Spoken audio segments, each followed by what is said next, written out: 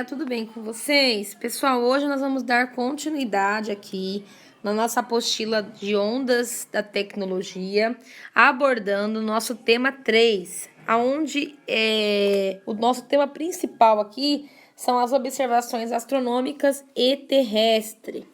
Bom, gente, quando nós falamos de radiação, né, por ondas eletromagnéticas, nós estamos falando de sistemas que podem ser feitos, que podem ser realizados para fazer o monitoramento de algumas situações importantes, né, no nosso dia a dia, até mesmo como precauções, né? Então, hoje nós temos aí diversos satélites que estão vigiando, né, a nossa Terra, e ela consegue captar imagens, né, e também transformar essas imagens e encaminhá-las para nós, mostrando o que está ocorrendo aí na nossa superfície terrestre.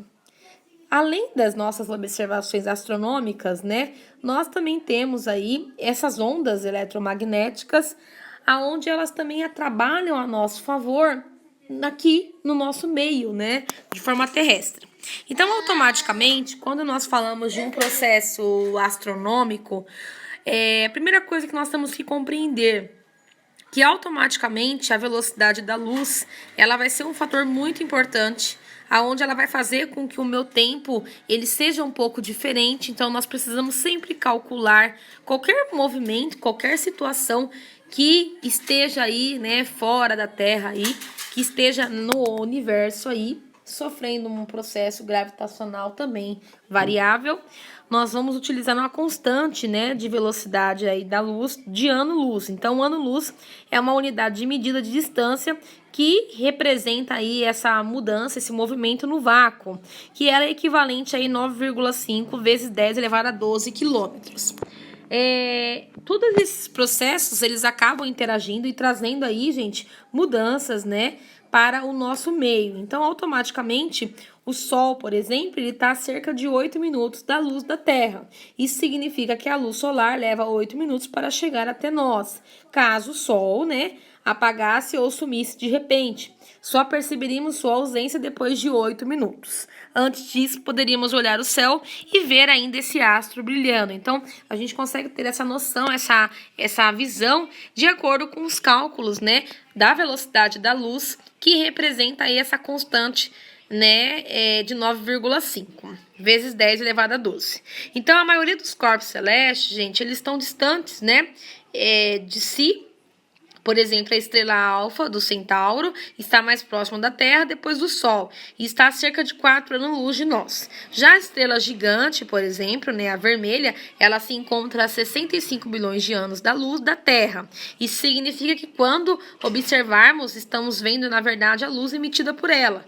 No caso aí, há 65 bilhões de anos, período em que os dinossauros ainda habitavam a Terra. Então, nós temos uma imagem aí bem específica de uma região aí aonde está ocorrendo aí o processo da ultravioleta do Sol durante a erupção solar em 2011, né? Em 2001.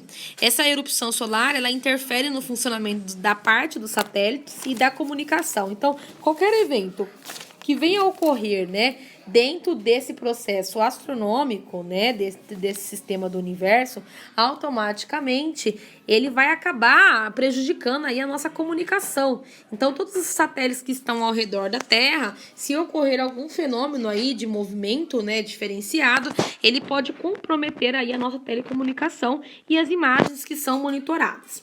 Então, automaticamente, né, nós temos todo esse equilíbrio, mas de uma hora para outra, tudo isso pode voltar contra nós também, né? Hoje, nós temos aí a radiação eletromagnética usando a nosso favor. Então, lá no tema 1, nós falamos de equipamentos, né, que são usados principalmente na área da saúde, que eu vou ter aí quantidades, né, específicas aí de ondas eletromagnéticas. Mas nós também utilizamos aí o monitoramento ambiental através dessas técnicas de radiação eletromagnética, que são, na verdade, sensores, né, que são colocados aí para detectar aí o processo de atividade humana, o processo da radiação infravermelha, ultravioleta e assim por diante. Então, esse sensoriamento remoto, ele ajuda a controlar aí o processo do vento, da chuva e assim por diante. Então, ele trabalha com um valor de constante e quando aquilo altera de uma forma drástica, ela pode trazer algo talvez algo bem perigoso aí para a população daquele lugar. Então, nós temos aí diversos sensores que ajudam a controlar um pouco a superfície.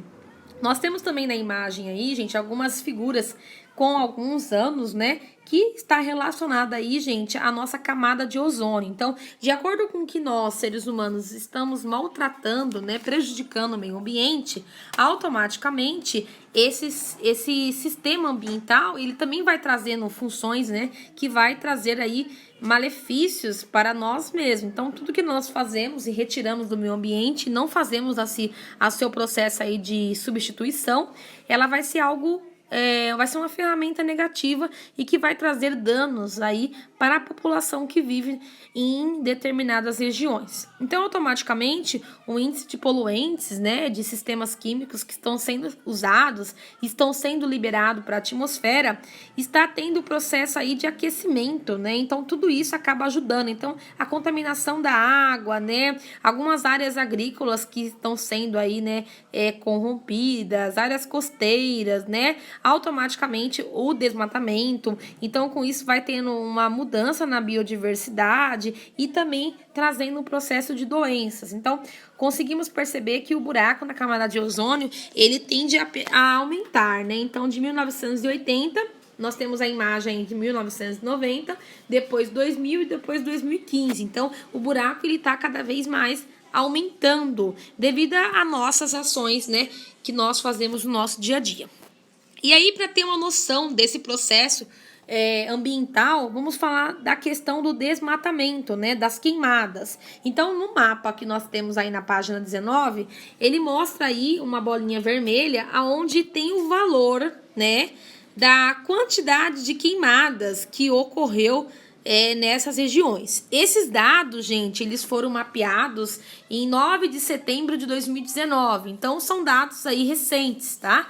Então, existem regiões aí, gente, que o número de queimadas chegou a 778. Outras regiões que nós conseguimos visualizar, 658, 607, 309. Como que pode uma região, né, como essa, tão importante, né, o equilíbrio ambiental, sofrer tantas queimadas, né? Então, em um intervalo de tempo tão pequeno.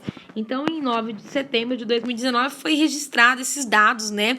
Isso são aqueles dados que são passados aí para o controle do meio ambiente, mas o número de queimadas em regiões agrícolas, em regiões onde eu tenho um lugar amplo, né, de vegetação, tende só a aumentar. E com isso, gente, vai gerando poluentes que vai sofrendo, né, toda essa mudança aí na nossa camada de ozônio. Não só por dentro, também como fora, né?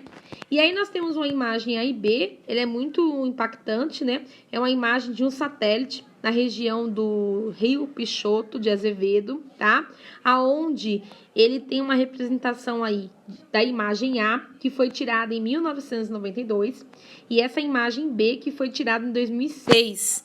Essas partes que estão em vermelho, né, indica aonde eu tenho vegetação. Então, na imagem A, nós conseguimos visualizar que em 1992 nós tínhamos aí uma grande, né, vegetação.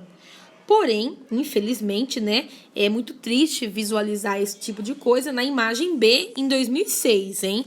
Isso não é um dado tão recente, nós estamos em 2020. Em 2006, olha como que está a imagem B. Olha como já teve o processo aí de desmatamento acentuado aí nessa região.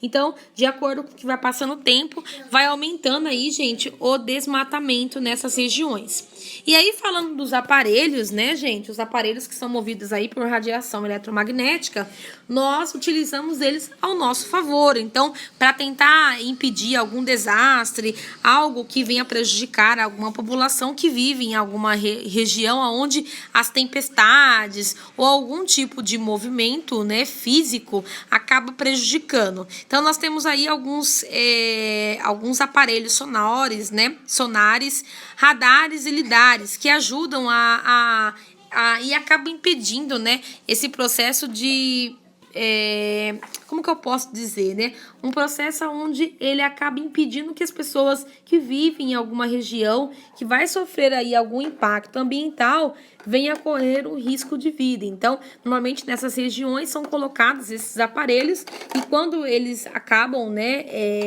tocando, as pessoas acabam saindo de casa com tudo que elas têm, né, em mãos, para não correr o risco de morrer nesses locais. Então, são regiões onde tem aí uma variação de pressão muito grande, tá? Então, sofre uma mudança tanto no solo como também no ar, tá? Então, tem regiões que ocorre o processo da erupção. Então, o solo, ele vem totalmente